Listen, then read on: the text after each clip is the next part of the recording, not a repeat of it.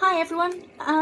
So I've not done this before when it comes to a book launch or anything else, but I thought I would read you a little bit of the prologue from The Stolen Generation to whet your appetite and to hopefully get you to share and maybe get a few more people interested in buying. It's launch day. It's freezing here in Yorkshire. As you can see, I'm wrapped up nice and warm and the heating's on, but I'm still pretty cold, so I hope you're staying warm wherever you are. So yeah, here goes. I'll read you a little bit of the prologue. Okay.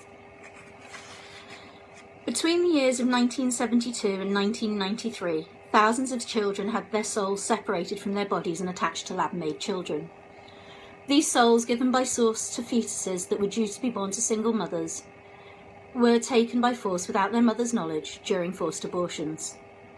The Global Sector Council, GSC, decided that it was the best chance children made from the DNA of suitable parents would have to flourish in this world.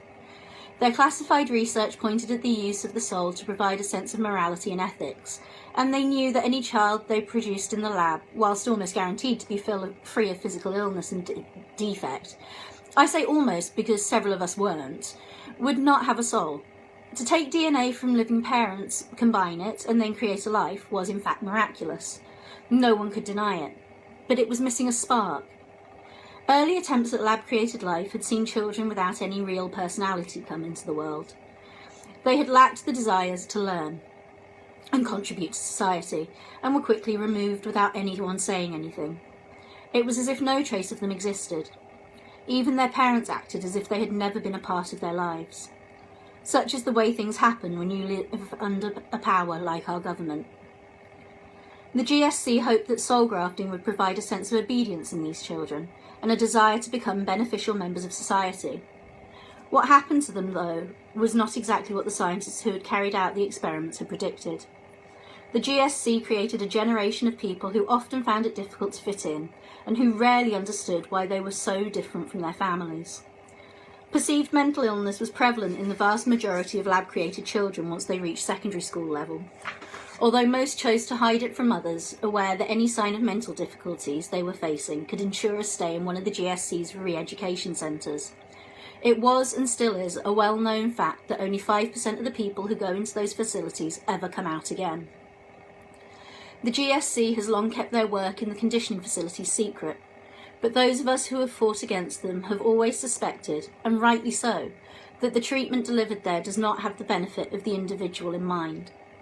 In my own research, I have read of the asylums that existed before the GSC took control, and I can safely say that the facilities created by our government make the asylums of the past look peaceful by comparison. Those who choose to hide their mental health problems are better off doing so. The ancient sanatoriums of the past were nothing more than torture chambers for the patients. Wicked experiments were carried out on those that could not help their conditions, and they were treated no better than circus animals. The conditioning facilities turn their residents into shells of human beings in most instances. The people who do not become shells often become something much worse. For those in whom the re-education sticks, monsters are created. People who are so pious and fervent in their belief in the GSC that they are a danger to the rest of society. After the truth about the Soul programme was discovered and went public, the GSC claimed no responsibility for it, although those in the highest positions had signed off on all the documents in existence. The denial took place in such a way that the GSC behaved in a similar manner to that of a guilty child who has stolen cookies from the family cupboard. For those of us whose souls and bodies do not match, it has been a time of great emotional upheaval, as we have been abandoned by those who created us. Some of us are lucky to live with families whom we love and who love us, able to have a foundation that provides a way to cope. But for people like me and my soul sister, who found each other by chance, the only option is to band together with the already existing rebellion and try and find our way forward. It's not an easy road, and each of us is struggling to deal with one aspect or another regarding our identities. My sister and I regularly have nightmares of being pulled from the arms of a woman whose face we never see, often at the same time. I presume it's some kind of what we once called post-traumatic stress disorder, or PTSD. but the difference is that the traumatic stress occurred before we were even consciously aware of it. So I could read you the whole of the prologue, but I'm not going to, because I want you to read it yourselves.